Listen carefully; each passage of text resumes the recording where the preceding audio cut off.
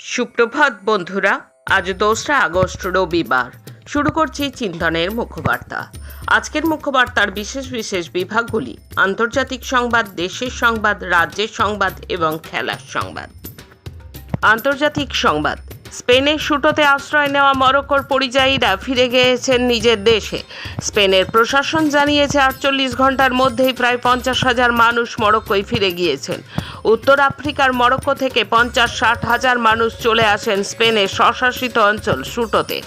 সমুদ্র পার করে আসার পথে প্রাণ হারিয়েছেন অন্তত 50 জন। খাবার নেই, থাকার জায়গার অভাব। রাস্তায় রাত কাটিয়ে স্পেনীয় শহর সেউতা ছেড়ে ফের মরক্কো ফিরেছেন হাজার হাজার মানুষ। পর্যবেক্ষকদের একাংশ বলছেন ইউরোপের রোজগারের উদ্দেশ্যে দলে দলে মানুষ চলে এসেছিলেন, কিন্তু সে রাস্তা বন্ধ থাকায় ফিরে গিয়েছেন। এদিকে মরক্কো বলেছে যে ঘটনার পিছনে মানব পাচার চক্র সক্রিয় থাকতে পারে। স্পেনের সুপ্রিম কোর্টের সাম্প্রতিক নির্দেশকে কাজে লাগিয়ে থাকতে পারে এই চক্র। স্পেনের সুপ্রিম কোর্ট সম্প্রতি বলেছে যে জলপথে অভিবাসীরা এলে সঙ্গে সঙ্গেই তাদের ফেরত পাঠানো যাবে না। 4টি অবলা প্রাণীর মৃত্যু, কিন্তু তাদের নিথর দেহ যেন জাগিয়ে তুলেছে লক্ষ লক্ষ মানুষের বিবেক। যে ওয়াং ওয়াং ছিল নিছকই একটি সারমেয় নাম, আজ সেটাই চীন জুড়ে প্রতিবাদের প্রতীক। ওয়াং ওয়াংয়ের বিচার চাই স্লোগানে পথে নেমেছেন অসংখ্য মানুষ। সমাজ মাধ্যমে ছড়িয়ে পড়েছে ক্ষোভের ঢেউ, আর সেই জনরোষের মুখে পড়ে এবার অস্বস্তিতে শি জিনপিং প্রশাসন।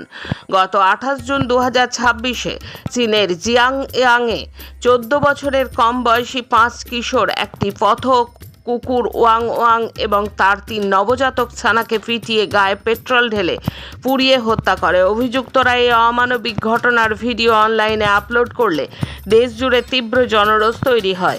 অভিযুক্তরা বয়সে ছোট ও চীনে নির্দিষ্ট পশু নির্যাতন বিরোধী জাতীয় আইন না থাকায় তাদের কোনো ফৌজদারি সাজা দেওয়া হয়নি, যা ক্ষোভ আরও বাড়িয়ে দেয়। বাংলাদেশের মুক্তিযোদ্ধা কমিউনিস্ট পার্টির প্রতিষ্ঠাতা সভাপতি, ব্রিটিশ বিরোধী আন্দোলনের অকুতোভয় সৈনিক ও মহান মুক্তিযুদ্ধের অন্যতম উপদেষ্টা কমরেড মণি সিংহের 125তম জন্মবার্ষিকী রাজধানী ঢাকায় যথাযোগ্য মর্যাদার সাথে উদযাপিত হয়েছে শুক্রবার। এই উপলক্ষে গত 28 জুলাই থেকে শুরু করে বিভিন্ন বামপন্থী রাজনৈতিক দল ও সামাজিক সাংস্কৃতিক সংগঠন নানা কর্মসূচির আয়োজন করে। বাংলাদেশের কমিউনিস্ট পার্টি, ছাত্র ইউনিয়ন, কৃষক সমিতি ও যুব ইউনিয়ন সহ বিভিন্ন প্রগতিশীল সংগঠনের নেতাকর্মীরা শ্রদ্ধাঞ্জলি অনুষ্ঠানে অংশ নেন। প্রগতিশীল ছাত্র ও যুব আন্দোলনের নেতৃবৃন্দ এই সময় মণি সিংহের বিপ্লবী আদর্শকে ধারণ করার শপথ নেন। জন্মবার্ষিকী উপলক্ষে আয়োজিত বিশেষ আলোচনা সভায় বক্তারা কমরেড মণি সিংহের বর্ণাঢ্য রাজনৈতিক জীবন ও শোষিত মানুষের অধিকার আদায়ে তাঁর অবদানের কথা স্মরণ করেন।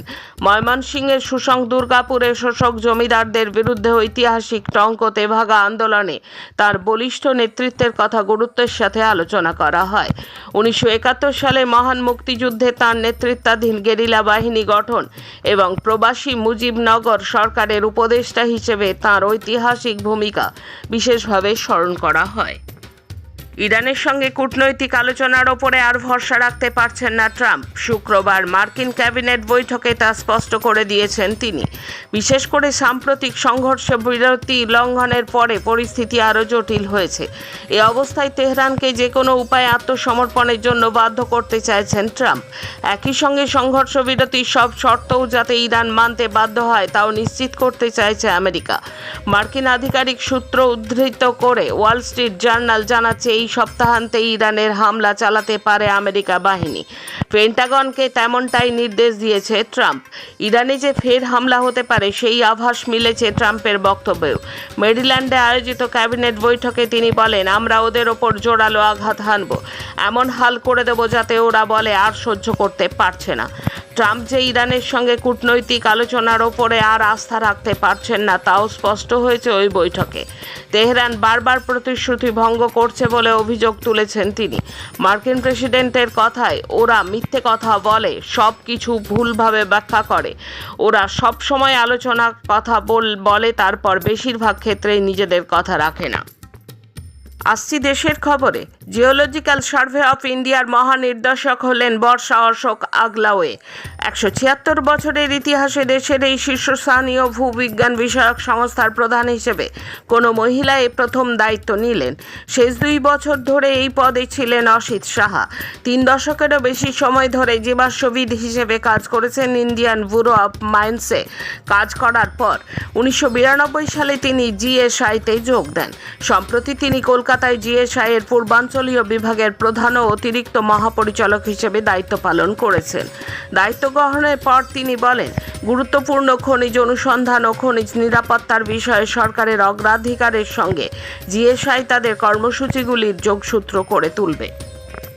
দিল্লির যন্তর মন্তরের সাম্প্রতিক ছাত্র আন্দোলনের সময় প্রধানমন্ত্রী নরেন্দ্র মোদীর বিরুদ্ধে আপত্তিকর মন্তব্য করার অভিযোগে এক মহিলার বিরুদ্ধে ফৌজদারি মামলা দায়ের করার বিষয়টি নিয়ে এদিন সমালোচনা করেছে ককরোচ জনতা পার্টি।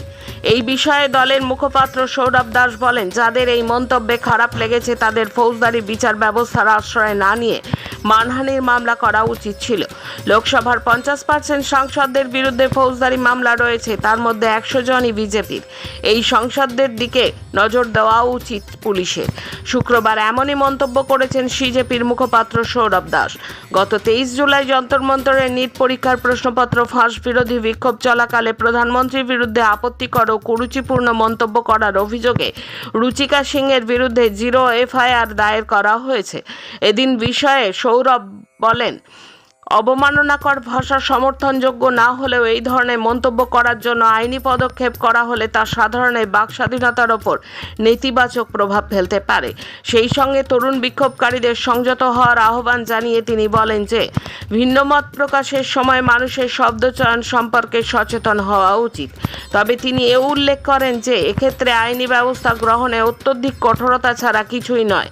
অপরদিকে এদিনই ককরোচ জনতা পার্টি সিজেপির প্রতিষ্ঠাতা অভিজিৎ দীপকে শিক্ষাবিদ সোনম ওয়াংচুকের সঙ্গে মতপার্থক্যের জল্পনা খারিজ করে দিয়েছেন।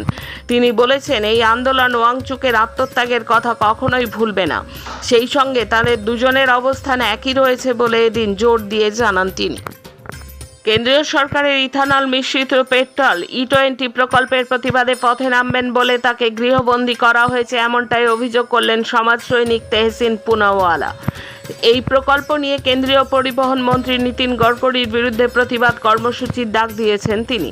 তেহসিনের দাবি, তাঁর সেই শান্তিপূর্ণ কর্মসূচি আটকাতে সক্রিয় হয়েছে দিল্লি পুলিশ।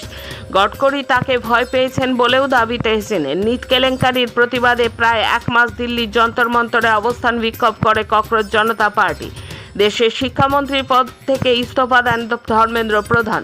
সেই আবহে 5 জুলাই প্রথমবার E20 প্রকল্পের বিরুদ্ধে দিল্লির পথে নামেন তেহসিন। 31 জুলাই সংসদে গাড়ি মার্চ অভিযান করার অনুমতি চেয়েছিলেন তিনি। দিল্লি পুলিশ খারিজ করে দেয়। শুক্রবার তেহসিন ঘোষণা করেছিলেন তিনি একা হেঁটে গান্ধী স্মৃতিতে যাবেন। সেখানে গিয়ে E20 নীতির বিরুদ্ধে একদিনে অনশন করবেন। তারপরেই তাকে গৃহবন্দী করা হয়েছে বলে অভিযোগ। তেহসিনের প্রশ্ন, তার শান্তিপূর্ণ প্রতিবাদে কেন বাধা দেওয়া হচ্ছে? তার কথায়, আমি যেন একজন জঙ্গি, আমার ইনস্টাগ্রাম অ্যাকাউন্ট স্থগিত করে দেওয়া হয়, আমার হেনস্থা করা হয়, এখন গৃহবন্দী করা হলো। পেট্রোলের সঙ্গে ইথানলের মিশ্রণ নিয়ে গোটা দেশে বিতর্ক শুরু হয়েছে। 20% ইথানল মেশানো পেট্রোল কিছু গাড়ির ক্ষেত্রে মাইলেজ 3 থেকে 5% কমিয়ে দিতে পারে বলে আশঙ্কা অনেকের। এই নিয়ে আঙুল উঠেছে কেন্দ্রীয় পরিবহন মন্ত্রীর দিকে। অভিযোগ, এই প্রকল্পের ফলে তার পুত্রর সংস্থা লাভবান হবে বলেই তাতে জোর দিচ্ছেন গডকরি, যদিও সেই অভিযোগ তিনি মানেননি। ভারত চীন দ্বিপাক্ষিক সম্পর্ক উন্নয়নে ইতিবাচক পদক্ষেপ। শনিবার পূর্ব সিকিমে 14,000 ফুটেরও বেশি উঁচু নাথুলা পাস দিয়ে দুই দেশের মধ্যে ঐতিহাসিক সীমান্ত বাণিজ্য ফের শুরু হলো। কোভিড অতিমারির জেরে ওই প্রাচীন রুটে 6 বছর বন্ধ ছিল আন্তর্জাতিক বাণিজ্য। এদিনে অনুষ্ঠানে ভারত ও চীনের কর্মকর্তারা উপস্থিত ছিলেন। কূটনৈতিক স্তরে প্রতিবেশী দুই দেশের মধ্যে দ্বিপাক্ষিক সম্পর্ক উন্নয়নের ক্ষেত্রে এদিনের ঘটনা উল্লেখযোগ্য পদক্ষেপ হিসেবে দেখা হচ্ছে। সিকিমের বাণিজ্য ও শিল্পমন্ত্রী টিটি ভুটিয়া এদিন অনুষ্ঠানের উদ্বোধন করেন। প্রসঙ্গত, নাথুলা পাস দিয়ে বাণিজ্য 1962 সালে ভারত চীন যুদ্ধের পর 4 দশকেরও বেশি সময় বন্ধ ছিল। 2006 সালে এই বাণিজ্য পথ চালু হয়। মহামারীর কারণে 2020 সালে ফের বন্ধ করে দেওয়া হয়। সিকিমের এই সিল্ক রুট লাসা থেকে চুম্বি উপত্যকা ও নাথুলা গিরিপথের মধ্য দিয়ে তাম্রলিপ্ত বন্দর অর্থাৎ অধুনা তমলুকে শেষ হয়েছে। পাকিস্তানে কারাকোরাম পর্বতমালার ব্রড পিকে ভয়াবহ তুষারধসে মৃত্যু হয়েছে বিশ্বের অন্যতম খ্যাতনামা পর্বতারোহী নেপালের নির্মল পূর্জার। তাঁর অ্যাডভেঞ্চার গ্রুপ এলিট এক্সপেক্ট এই সামাজিক মাধ্যমে এই খবর জানিয়েছে। বৃহস্পতিবার স্থানীয় সময় সকাল 9টা নাগাদ প্রায় 7,000 মিটার উচ্চতার শৃঙ্গজয়ের শেষ পর্যায়ে ওঠার সময় 10 সদস্যের একটি অভিযাত্রী দল তুষারধসের কবলে পড়ে। মুহূর্তের মধ্যে বরফের স্রোতে ভেসে যান পর্বতারোহীরা। এই দুর্ঘটনার পর থেকে নির্মল পূর্জা এবং আরও 5 জন পর্বতারোহী নিখোঁজ ছিলেন। শনিবারের খবরে নিশ্চিত করা হয় যে এই ভয়াবহ দুর্ঘটনায় নির্মল পূর্জা এবং তার কয়েকজন সঙ্গী বেঁচে নেই। এখন রাজ্যের খবর। পশ্চিমবঙ্গে বিগত তৃণমূল সরকারের আমলে পানীয় জল সরবরাহ প্রকল্পে গুরুতর আর্থিক অনিয়ম ও দুর্নীতির অভিযোগ ভারতের কন্ট্রোলার অ্যান্ড অডিটর জেনারেলের রিপোর্টের সামনে এসেছে। রাজনৈতিক মহল ও বিভিন্ন সংবাদ মাধ্যমের প্রতিবেদন অনুযায়ী এই রিপোর্টটি দীর্ঘদিন ধরে বিধানসভায় পেশ না করে চেপে রাখা হয়েছিল। রিপোর্টে দাবি করা হয়েছে যে সঠিক নজরদারি এবং ট্রিটমেন্ট প্ল্যান্টের অভাবের কারণে রাজ্যে বহু মানুষ আর্সেনিক ও ফ্লুরাইড বা অন্যান্য ক্ষতিকারক উপাদান নিরাপদ জল পানে বাধ্য হয়েছেন। জনস্বাস্থ্য কারিগরি দপ্তরের একাধিক পানীয় জল সরবরাহ প্রকল্পে ব্যাপক আর্থিক অনিয়ম, বরাদ্দের অপব্যবহার এবং কাজের সঠিক হিসেব না মেলার তথ্য অডিটে ধরা পড়েছে। তৃণমূল সরকারের বিরুদ্ধে অভিযোগ, সিএজির অস্বস্তিকর পর্যবেক্ষণ এড়াতে প্রায় 27টি অডিট রিপোর্ট দীর্ঘদিন ধরে বিধানসভার টেবিলে পেশ করা হয়নি। সিপিআইএম সহ বামপন্থী দলগুলি এই ইস্যুতে তৃণমূল সরকারের তীব্র সমালোচনা করেছে। একই সঙ্গে তারা অভিযোগ তুলেছে যে কেন্দ্রে ক্ষমতায় থাকা সত্ত্বেও বিজেপি নেতৃত্ব দীর্ঘদিন ধরে এই দুর্নীতি নিয়ে রাজ্য স্তরে নীরব বা চুপ ছিল, যা দুই দলের গোপন বোঝাপড়ার দিকে ইঙ্গিত করে। বামফ্রন্টের সময়ের বরাদ্দ 650 কোটি টাকার কাজ বন্ধ 15 বছর। 3 নদীর রুদ্রমূর্তিতে বিপন্ন মানুষ। কেলেঘায় কপালেশ্বরী বাগুই 3 নদীর রুদ্রমূর্তিতে সবংয়ের লাঙল কাটাতে নদী পার উপচিয়ে জলের স্রোত। সবংয়ের লাঙল কাটার পূর্বে রূপনারায়ণের সঙ্গে এই 3টি নদীতে একসঙ্গে মিলিত হয়েছে। ফলে 3 নদীর জল এখানে এসে রূপনারায়ণের পলির চাপে জল ফুলে ফেপে উঠে রুদ্রমূর্তি ধারণ করেছে। এর ফলে নাওয়া খাওয়া ভুলে রাত জাগছেন মানুষ। নদীর পাড়ে ইট, মাটি, বালি, বস্তার বাঁধ উঁচু করে পাহারাদার দিয়ে নজরদারি চালাচ্ছেন। ভাঙলেই আগামী 6 মাস জলের তলায় চলে যাবে। আচমকায় 100 কোটি টাকার মালিক হয়ে গেলেন দক্ষিণ 24 পরগনার কুলতলি কাশ্মীরা শেখ। কিন্তু আনন্দ নয়, এই ঘটনায় চরম দুশ্চিন্তায় পড়েছেন কাশ্মীরা ও তাঁর পরিবার। এত বিপুল পরিমাণ টাকা তার অ্যাকাউন্টে কিভাবে এলো তা ভেবেই কুলকিনারা পাচ্ছেন না। আর এই টাকা ঢোকার পর থেকে নিজের অ্যাকাউন্টে যতটুকু টাকা ছিল সেটুকু তুলতে পারছেন না তিনি। গ্যাস বুকিংয়ের টাকা জমা পড়ার পরে ব্যাংকে পাসবই আপডেট করতে গিয়েছিলেন কাশ্মীরা শেখ। পাসবই আপডেট হওয়ার পর দেখেন তার অ্যাকাউন্টে 100 কোটি টাকা। দেখে হতবাক কুলতলির কুন্দকালী গ্রামের কীর্তনখোলা এলাকার বাসিন্দা। তারপরেই উদ্বেগে দিন কাটছে দিনমজুর পরিবারে। সামাজিক মাধ্যমে প্রধানমন্ত্রীকে নিয়ে পোস্ট করার অভিযোগে নদিয়ার করিমপুরের এক কলেজ ছাত্রীর গ্রেপ্তারিকে কেন্দ্র করে এলাকায় চাঞ্চল্য ছড়িয়েছে। অভিযুক্ত ছাত্রী, যিনি স্থানীয়ভাবে টিনা নামে পরিচিত, আসল নাম নূরজাহান মণ্ডল, তিনি করিমপুর পান্নাদেবী কলেজের বিএ দ্বিতীয় বর্ষের ছাত্রী। এক বিজেপি কর্মীর অভিযোগের ভিত্তিতে মামলা দায়ের করা হয়। নূরজাহানের বাবা মহসেন মণ্ডলের দাবি করেন, রাজনৈতিক মত প্রকাশের কারণে তার মেয়ের বিরুদ্ধে ব্যবস্থা নেওয়া হয়েছে।